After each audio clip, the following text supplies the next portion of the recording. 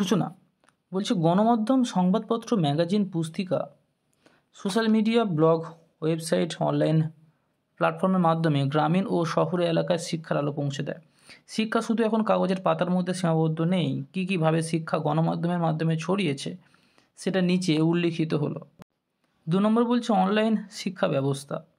গণমাধ্যমের অংশ হিসেবে ইন্টারনেট প্ল্যাটফর্ম, বিভিন্ন অনলাইন কোর্স, ওয়েবিনার এবং ভিডিও লেকচারের মাধ্যমে শিক্ষার সুযোগ বৃদ্ধি পেয়েছে।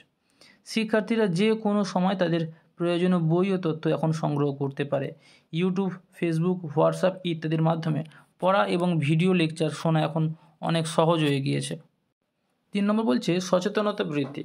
শিক্ষার গুরুত্ব এবং প্রাসঙ্গিক বিষয়ে গণমাধ্যম সচেতনতা ছড়ায়, যা শিক্ষার প্রতি মানুষের আগ্রহ বাড়ায়।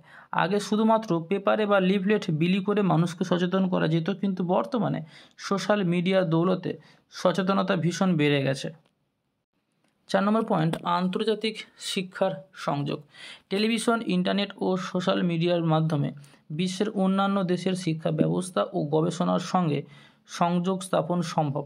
আগে বিদেশ থেকে ডিগ্রি পেতে হলে বিদেশেই যেতে হতো, কিন্তু এখন ডিস্ট্যান্স এডুকেশন এর মাধ্যমে বাড়িতে বসেই অনলাইনে বিদেশ থেকে ডিগ্রি করা সম্ভব। 5 নম্বর পয়েন্ট বলছে শিক্ষাগত তথ্য সরবরাহ। পত্রিকা ও টেলিভিশন প্রতিদিন বিভিন্ন শিক্ষামূলক তথ্য ও শিক্ষাক্ষেত্রে নতুন আবিষ্কার সম্পর্কে সংবাদ প্রকাশ করে। পত্রিকা ও টেলিভিশন এখন শুধু বিনোদন মাধ্যম নয়, বহুল ক্ষেত্রে শিক্ষা মাধ্যমও হয়ে গেছে। শিক্ষামূলক ম্যাগাজিন ভালোই বিক্রি হয় বর্তমানে। 6 নম্বর পয়েন্ট বলছে বিভিন্ন বয়সের শিক্ষা। গণমাধ্যম শিশু থেকে প্রাপ্তবয়স্কদের জন্য আলাদা আলাদা শিক্ষামূলক প্রোগ্রাম প্রচার করে, যেমন শিক্ষামূলক কার্টুন বা প্রাপ্তবয়স্কদের জন্য দক্ষতা উন্নয়ন কোর্স। কার্টুনের মাধ্যমে বাচ্চাদের শেখানো এখন অনেক সহজ হয়ে গিয়েছে, সাথ দিয়েছে সোশ্যাল মিডিয়া। 7 নম্বর পয়েন্ট বলছে অনুপ্রেরণা ও উদাহরণ। শিক্ষাক্ষেত্রে সফল ব্যক্তিদের জীবনী ও গল্প তুলে ধরে গণমাধ্যম মানুষকে শিক্ষা অর্জনে অনুপ্রাণিত করে। মোটিভেশনাল ভিডিও প্রতি মানুষের কাজে দেয় ভিন্ন ভিন্ন দৃষ্টিভঙ্গি থেকে। শিক্ষা নিয়ে এগোনোর জন্য মনীষীদের জীবনী আমাদের প্রেরণা দেয়, যেটা গণমাধ্যমের মাধ্যমে এখন সম্ভব। 8 নম্বর পয়েন্ট বলছে ভাষা ও সংস্কৃতির শিক্ষা। বিভিন্ন ভাষার প্রোগ্রাম ও ডকুমেন্টারি প্রচার করে গণমাধ্যম ভাষা ও সংস্কৃতি শিক্ষার সুযোগ করে দিয়েছে। নিজের মাতৃভাষার প্রতি বিভিন্ন তথ্য জানা এর দ্বারাই সম্ভব হয়েছে।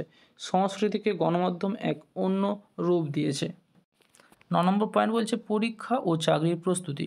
গণমাধ্যম শিক্ষার্থীদের জন্য পরীক্ষার প্রস্তুতিমূলক ক্লাস ও চাকরির বিজ্ঞপ্তি প্রচার করে। কবে পরীক্ষা হবে, রেজাল্ট কবে দিয়েছে, এইগুলির জন্য এখন আর কাগজের পেপারের দরকার নেই। চাকরির প্রস্তুতি গণমাধ্যমে এখন প্রয়োজনীয় হয়ে গেছে। 10 নম্বর পয়েন্ট বলছে উপসংহার।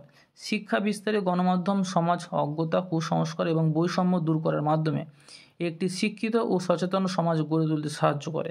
সাথে গণমাধ্যম এখন সাহায্যকারী মাধ্যম নেই, অতি প্রয়োজনীয় মাধ্যমে পরিণত হয়েছে। খবর থেকে বই সবই এখন সহজলভ্য গণমাধ্যমের জন্য।